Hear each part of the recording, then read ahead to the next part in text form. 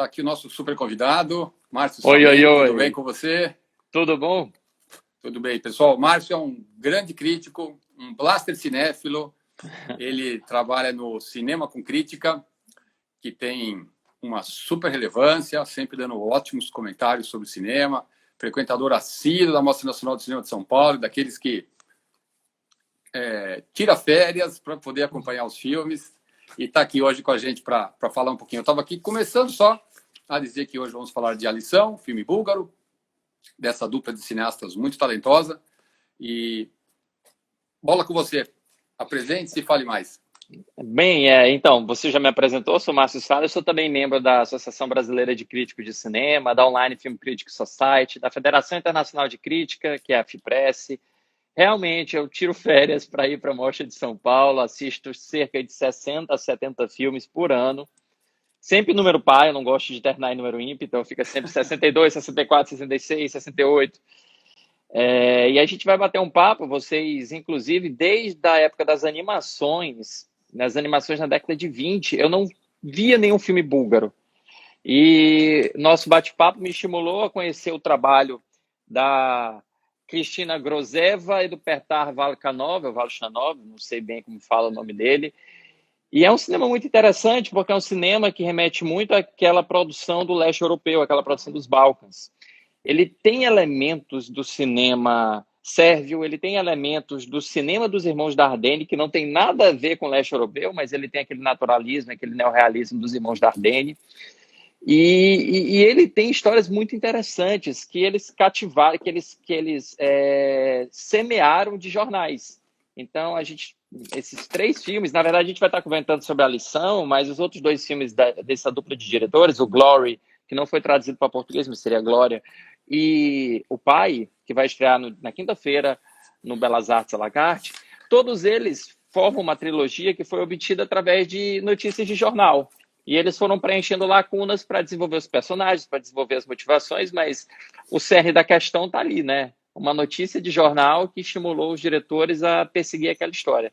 Ele podia ser mais um desses filmes que fala de uma classe média baixa, daquela vida difícil, o marido é um inútil, aquela mulher que, né, tem uma filha, tenta ser mãe, ser mulher, ser profissional, o dinheiro está faltando. Enfim, podia ser mais um daqueles filmes que é ok, legal, bacana, mas o filme tem uma direção, né? O filme tem uma firmeza, o filme tem um ritmo. Claro que não estamos falando aqui de blockbuster, mas o filme tem ele já começa, aliás, em cima, né? Ele não tem aquela introdução, não, ele já começa no primeiro drama do filme, na primeira crise, que é na aula, né? Acho que quem viu o filme, se eu falar aqui um pouquinho não vai atrapalhar, porque aqui a gente não pode fazer spoiler. Não. Mas eu acho que não atrapalha não contar a premissa do filme, não. Então, por favor, conte você. Sou eu, tudo bem.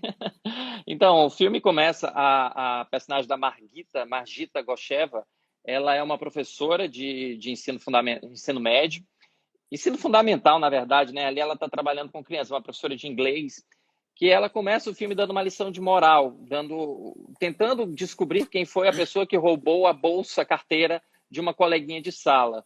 Ela chega até mesmo a fazer uma vaquinha, cada um vai dar, sei lá, 25 centavos, para vocês comprarem o lanche dela, para ver se cria um sentimento de coletividade, um sentimento de honestidade, para que o culpado apareça. Ela, além de ser professora, ela é tradutora numa firma que está atrasando os salários dela, e ela é casada com um cara que, por mais que ela o ame, que é perceptível no filme, por mais que ele seja um bom pai, ele é um desempregado, ele não consegue contribuir em nada na casa, e o pior, e aí a gente vai terminar a premissa, né? Não basta não contribuir, ele gasta todo o dinheiro que ela vinha guardando para pagar um empréstimo, uma hipoteca que ela fez contra a casa, ele gasta todo esse dinheiro para consertar um furgão que não serve para nada.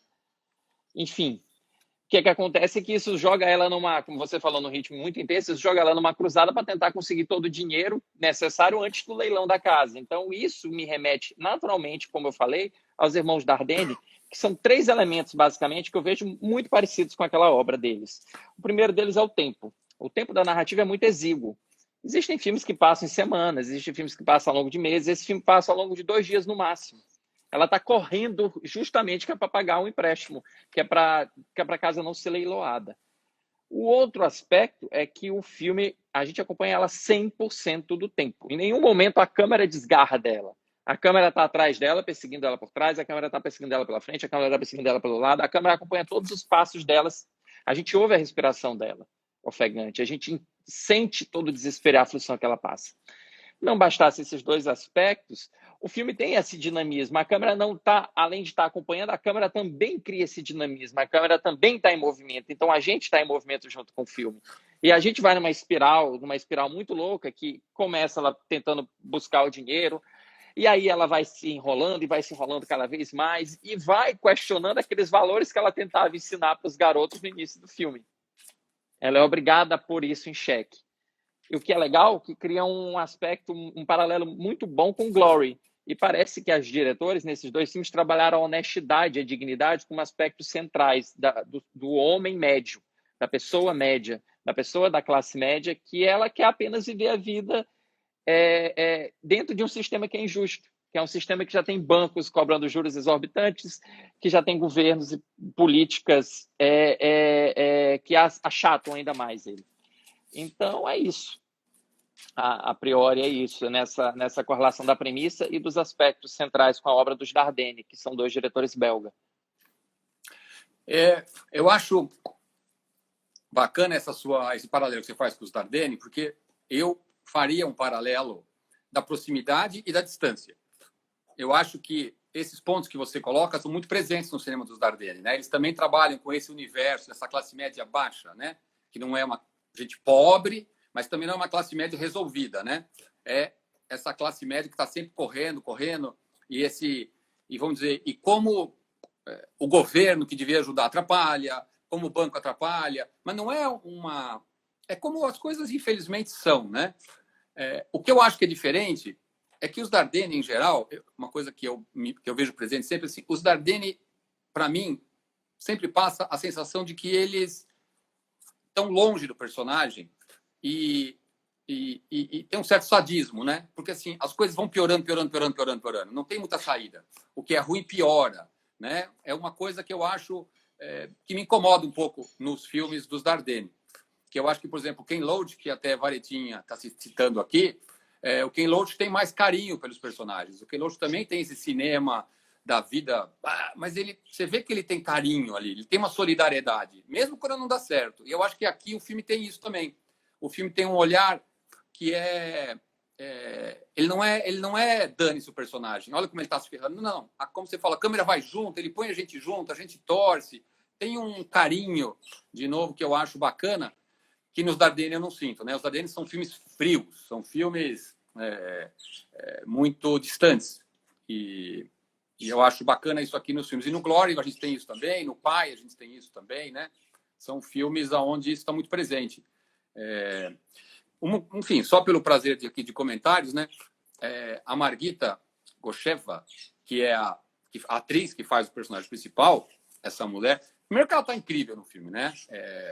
Realmente ela, não sei se ela é assim, mas ela tem ela me lembra nuances. muito, não sei se eu vou te interromper, mas ela me lembra muito aquela atriz sueca, Noomi Rapace. Gente, eu ia falar exatamente isso. Eu ia falar exatamente, que coincidência. Só que eu ia fazer uma piada. Ela parece a Noomi Rapace que comeu arroz com feijão, né? Porque a Noomi Rapace é muito magrinha, né? E pequenininha. Essa atriz não é que ela é gorda de jeito nenhum, mas ela tem um aspecto mais saudável. Mas exatamente, Sim. ela é a cara da Noomi Não, Rapace. e o nível de intensidade também. É engraçado, pelo que eu estava lendo contextualizando o cinema búlgaro, depois que houve a mudança de regime, então a Bulgária, depois da Segunda Guerra Mundial, ela se tornou uma república socialista, uma república comunista. Depois que passou a mudança de regime, ela se abriu para a União Europeia e se tornou uma democracia, isso nos anos 90, 89, 90, o cinema da Bulgária começou, eles sempre falam isso, esse termo, nova onda do cinema. Então, se a gente for pensar quantas novas ondas já houveram, né? Houveram muitas, mas formou um novo movimento no cinema búlgaro, que essa dupla, a Grosheva e o Valakanov, eles se inserem. E aí eu estava lendo bastante que a produção búlgara é muito, muito enxuta. Eles produzem cerca de 5 a 6 filmes por ano apenas, porque eles não têm muito incentivo do governo. O governo diz assim, olha, eu só posso bancar isso. E os filmes têm orçamento baixíssimo. Os filmes dessa dupla, eles são no budget ou low budget. Ou seja, alguns não têm nem orçamento. Eles devem fazer tudo na camaradagem. E é impressionante o nível de comprometimento da Margita com a personagem. Ela realmente mostra ser uma atriz incrivelmente competente. Eu não sei se ela tem, da onde é a sua, da onde ela veio, se ela é atriz de teatro, se ela já tinha trabalhado em cinema, mas é incrível o domínio que ela tem de câmera. Ela sabe estar na câmera, ela sabe transmitir aqueles sentimentos da personagem que muitas vezes são contraditórios, muitas vezes ela está com um rancor e um ressentimento do marido, mas ela não pode ter aquele rancor para si, porque senão ela vai perder a casa, ela precisa fazer alguma coisa, então ela deixa isso de lado na gavetinha guardada e vai correr para resolver esses problemas. E isso é muito interessante. E eu não sei se ela tem formação de atriz, e se ela tiver, ainda assim, grande atriz, incrível. Grande atriz, grande atriz. Tem cenas onde isso que você coloca, né? Essa dicotomia da personagem, a hora que ela vai, logo no começo do filme, então também, de novo, que ela vai lá, enfim, entregar o trabalho dela, o segundo trabalho dela, né, de tradução, e que ela pede o dinheiro, ela pede sorrindo, né? Como, assim, ela não quer criar uma tensão ali, porque ela precisa daquilo. Ela precisa do dinheiro, mas ela também não pode brigar com a pessoa. Então, você vê a tensão, o sorriso, ela tenta dar uma dura, mas logo tira. Não, é impressionante. Ela é fascinante, a gente fica vidrado nela, né? E isso que você falou também é importante. Eu gosto muito de localizar geográfica e historicamente, né? A Bulgária, dos países, vamos dizer, que tiveram comunistas, né? Daqueles países do leste europeu, que não eram parte da União Soviética, mas estavam sob domínio. A Bulgária, depois que acabou o comunismo ali, no caso da Bulgária foi em 1990, né? Que mudou o governo. 89. 89, mas aí ficou um cara que era do Partido Comunista, aí eles derrubaram o cara e teve eleição. Primeira eleição, né? E a Bulgária, com certeza, foi o país que ficou mais pobre, né, de todos os países ali do oeste europeu. Isso tem a ver, que eu fui também dar uma xeretada, porque a Bulgária teve uma guerra dos Balcãs em 1911, entre ali os países daquela região, e a Bulgária perdeu. Aí, na Primeira Guerra Mundial, a Bulgária se aliou à Alemanha e à Áustria, perdeu a guerra. Aí, na Segunda Guerra Mundial, se aliou de novo com a Alemanha e perdeu de novo a guerra.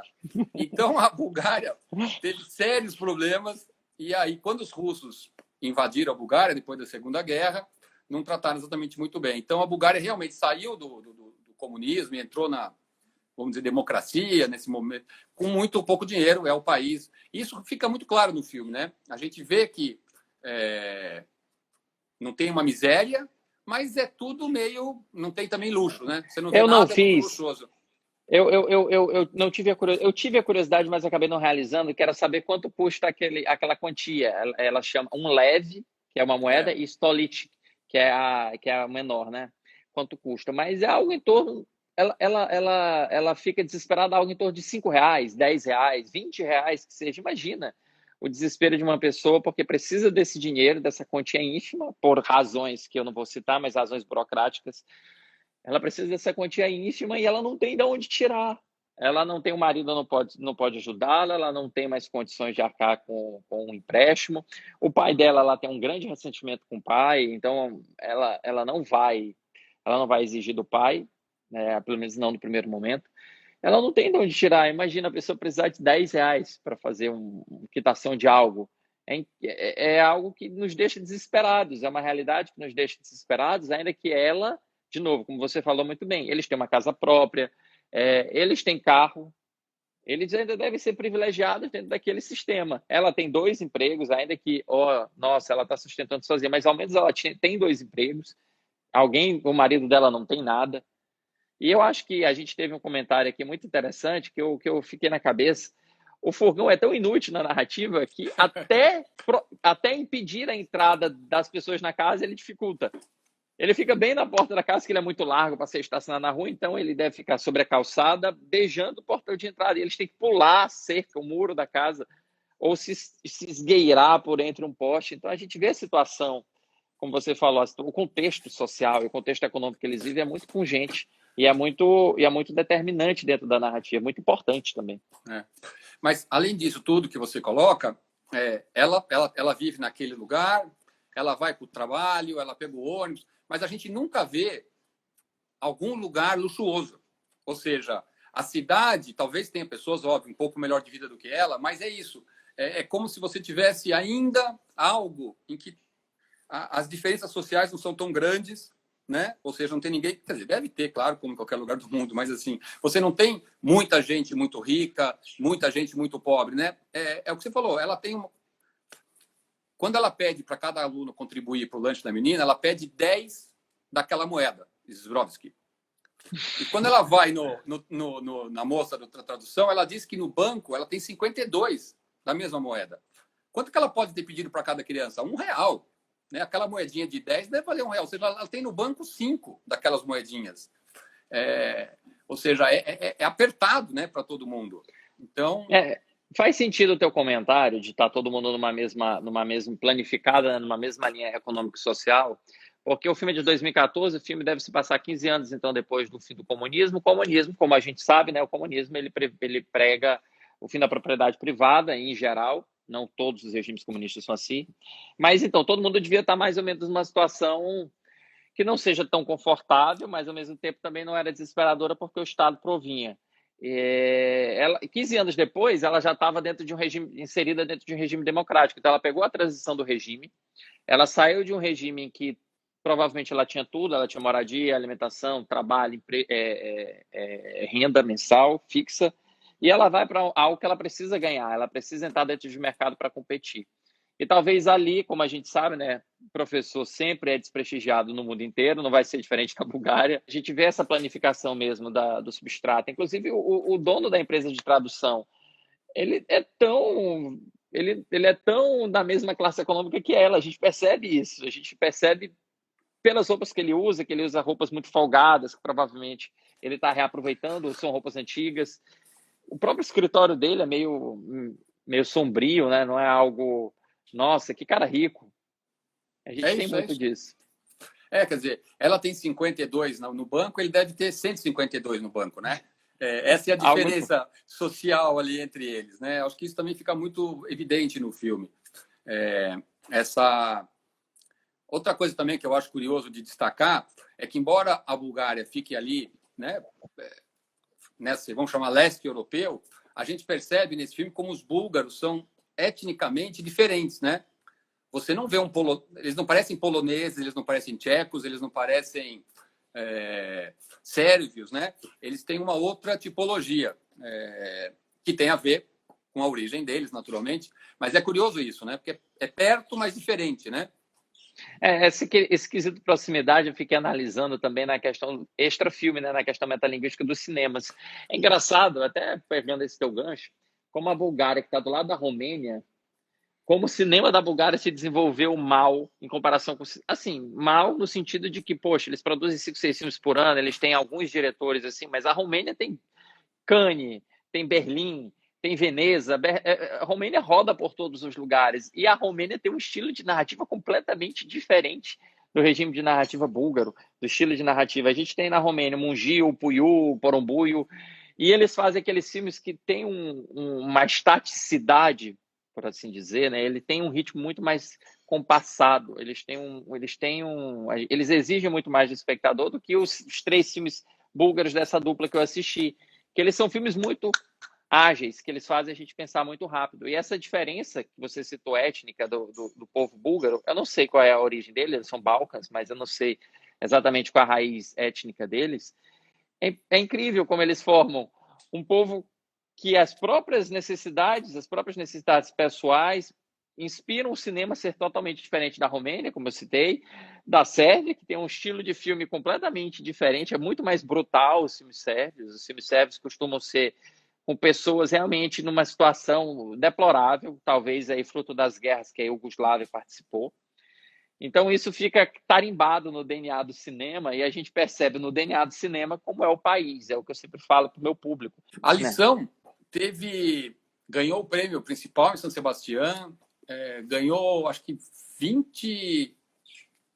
Bom, também não preciso ser exato, mas ganhou mais de 20 prêmios no ano que ele circulou pelos festivais, Roterdã, vários festivais importantes, enfim.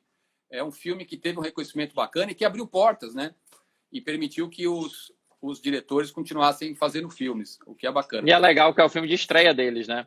Exatamente, ou seja, já mostraram talento na saída. E como você falou, com um orçamento ali raspa, né? Provavelmente tinha dinheiro para gasolina, para comida e para pagar um per-diem para as pessoas. Você vê. Só que isso não afeta a qualidade do filme. A gente nunca acha que o filme é mal produzido, porque eles resolvem a produção de uma maneira super bacana. Não é aquele filme que você vê a pobreza na produção. Não, não. O filme não precisava de mais dinheiro. Mas esse é um aspecto interessante. Isso é um aspecto que tem muita relação com a fotografia.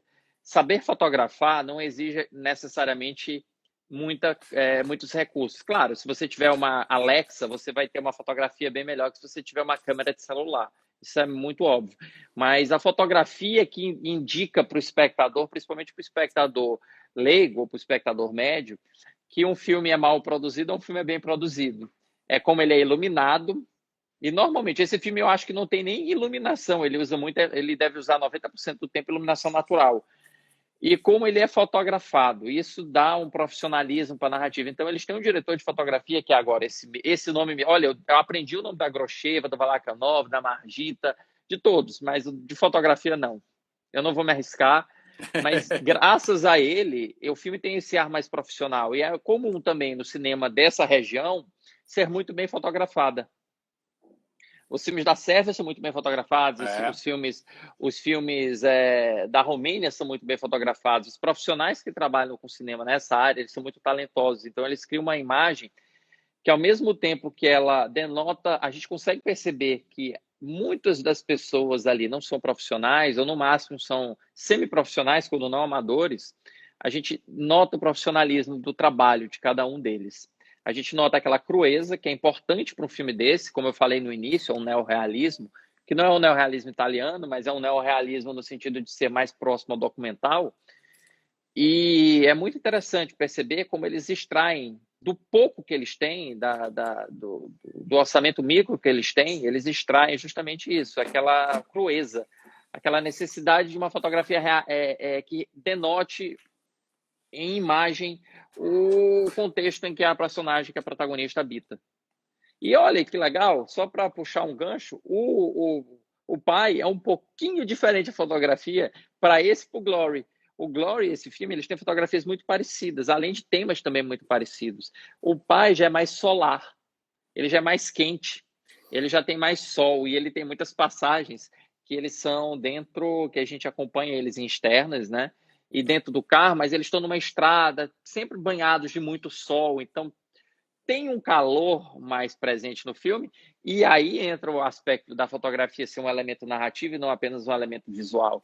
Enquanto nos dois primeiros a gente tem narrativas que tratam um pouco da degradação, então a Margita, a lição, ela vai sendo degradada ao longo da passagem do tempo, assim como o protagonista, a Margita também é co-protagonista de Glory, juntamente com o ator cujo nome eu esqueci, eles também são degradados. No Pai, não.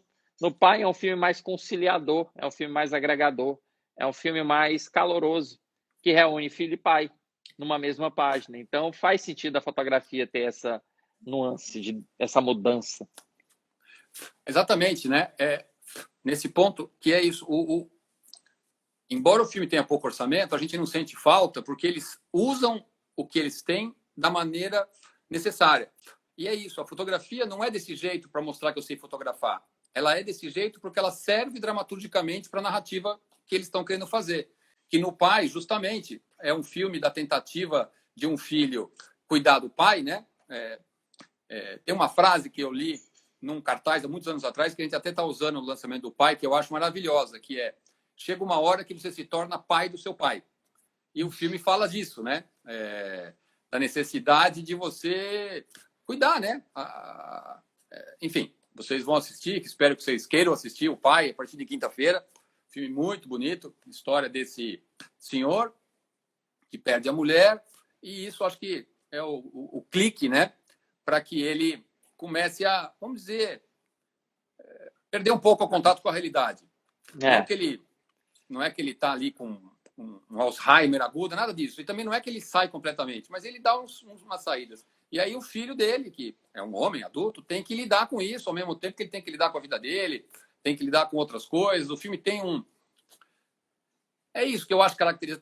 Embora seja uma situação triste, uma situação dramática, tem um carinho pelos personagens, né? E que nesse filme é bacana que você destacou que tem essa luz, né? Esse sol que aparece, diálogos muito carinhosos. O Varetinha perguntou, eu vou responder aqui rapidamente. O pai também veio de notícias de jornal? Sim, é uma trilogia feita a partir de notícias de jornal. Mas eu vou dar um exemplo. Não é que a história toda é uma notícia de jornal. Eles pegam um excerto da notícia de jornal. Eu não vou estar contando, não vou contar, claro, do filme, mas, por exemplo, crítico de cinema liga o ar-condicionado. Essa é a notícia de jornal. A partir disso aí, eles criam uma história ao torno do personagem para tentar encontrá-lo naquele momento. Então, o pai, o Glory e a lição, todos eles têm esse elemento em comum. Todos eles partem de uma notícia de jornal. O Glory eu acho que é até mais cômodo de falar, porque o Glory é a história de um ferroviário que devolve uma quantia que encontrou no trem. É isso que é a notícia de jornal do Glory, é essa. É um homem que encontrou uma fortuna numa linha de trem, e isso é coisa de no primeiro minuto, então não é spoiler, é premissa. Ele encontra uma fortuna e devolve, e ao devolver isso para a secretaria ou para o ministério específico, ele vai receber um prêmio, ele vai ser, poxa, que homem honesto, que homem digno, vamos premiá-lo. E aí começa a suceder uma série de contratempos. Só que aí a notícia do Glory é aí. O da lição, o problema é que a notícia da lição é do final, né? Aí eu não posso contar. E o do pai também, né? O do pai é mais ou menos no meio. Então eu não posso mencionar. Que para concluir, eu acho que para falar muito bem, a lição parece que não é. O título é perfeito. A lição que ela ensina para aqueles garotos é uma lição que ela está ensinando para si mesma ao longo da narrativa. É uma lição que ela vai perceber que às vezes não é fácil seguir. E essas reflexões que o filme nos proporciona, não apenas a nossa viagem étnica à Bulgária, a nossa viagem a conhecer aquele país, mas essas reflexões que o filme nos proporciona na sua construção da narrativa, são reflexões que a gente não encontra toda vez. A gente precisa disso também. A gente precisa disso como ser humano e como ser artístico, que a gente consome arte. Então, eu fiz questão de assinar também o Belas Artes à la carte, que eu acho que, primeiro, é um incentivo para vocês, que é uma iniciativa muito bacana, e ainda mais a gente fazendo esses bate-papos, rolando esses bate-papos em que a gente pode discutir, que a gente pode mostrar que o desenvolvimento da narrativa proporciona essas reflexões, então a reflexão não está com a gente apenas, mas ela está extravasada para terceiros, e ao mesmo tempo que é uma grande iniciativa, eu espero que continue também pós-pandemia. Eu espero que não seja algo que tenha nascido nesse momento que a gente está vivendo, mas eu espero que persista, que continue agora, nesse instante, e pós também. Obrigado, Márcio. Muito obrigado pela sua gentileza, palavras. E a gente criou o à la carte antes da pandemia. Foi uma coincidência, enfim, um momento ruim, mas uma coincidência positiva, e muito na ideia de que o Belas Artes Cinema, sala de cinema, tem um público fiel, tem uma presença grande de pessoas, mas tanta gente do Brasil não tem como ir no Belas Artes. Então, a gente queria justamente criar uma opção que você citou, né? Nada contra Netflix, Prime. Dá vontade de vez em quando de ver um filme desses, uma série. Pô, tem tanta coisa bacana lá também. Mas só tem um tipo de produto. Então, vamos oferecer outro produto. Vamos oferecer outro tipo de filme. Vamos oferecer outro tipo de cinema. Que você possa abrir seus horizontes, como você falou com clareza. Esse é o objetivo e a gente vai continuar. Quer dizer, cada semana são 4 filmes a mais. Então, vai criando uma literal biblioteca de filmes. Já são hoje 180 filmes. Uau. Essa semana, por exemplo, a gente vai colocar o primeiro filme de Pasolini no nosso catálogo, que é Gaviões e Passarinhos, que é um filme que eu, pessoalmente, adoro. Então, a ideia é isso, é ter os grandes diretores, ter cinema contemporâneo, ter cinema cult, ter cinema clássico. E fico feliz que você assinou, espero que você continue gostando. E, Márcio, muito obrigado. Quiser encerrar? Eu que agradeço o convite, eu fico muito feliz pelo convite, foi muito legal também. Legal porque vocês me desafiaram, e é legal esse desafio porque eu sou cinéfilo antes de ser crítico. O crítico ele vem acompanhado do cinéfilo, mas antes de tudo eu gosto de cinema por amar a arte. E vocês me desafiaram a conhecer uma cinematografia que eu não conhecia, confesso. Conheci apenas, como eu falei, né? O cinema búlgaro ele é muito lembrado na história de cinema pelas animações, eu não diria impressionistas, talvez, da década de 20, que é do Doyonev.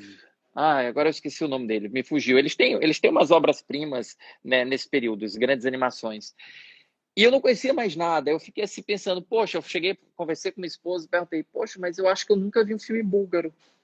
E eu fiquei assim, martelando isso na minha cabeça. Aí eu fui à lição, Glory, naturalmente eu fui ver o pai. Eu assisti os três. E eu fiquei impressionado. É um cinema realmente muito legal, muito rico, muito temático. E vocês me desafiaram a conhecer mais. Então, vocês, de uma forma direta, me ajudaram a me tornar um crítico melhor, a expandir um pouco mais o meu leque, que já é bastante expandido, mas vocês me ajudaram a expandir mais. E essa é o que também falo para os meus leitores, meus seguidores, a mesma coisa. A gente nunca para de aprender, a gente nunca para de ver filmes. Por isso, a gente está sempre num ponto, a gente nunca pode estar confortável na nossa profissão, como jornalista também, mas como crítico, a gente nunca pode estar confortável achando, poxa, eu acho que hoje eu sei tudo sobre cinema. E não, a gente tem sempre uma página a mais para escrever e eu agradeço Belas Artes por ter proporcionado essa página com o cinema búlgaro. Vou estar acompanhando mais vezes a programação, com certeza. Vou estar aqui comentando também no Cinema com Crítica. Então, sempre que vocês precisarem, eu estou aqui à disposição. Pessoal, muito obrigado. Márcio, mais uma vez, obrigado.